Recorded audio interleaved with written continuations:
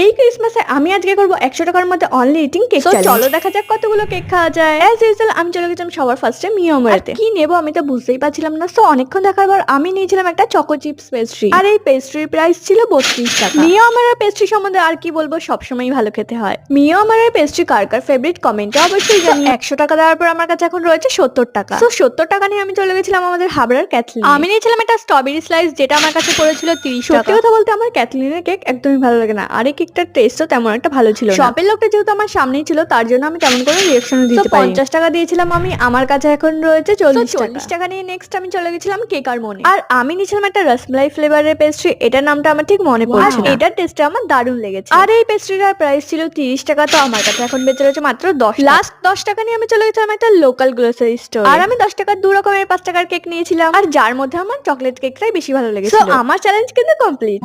Merry Christmas to all.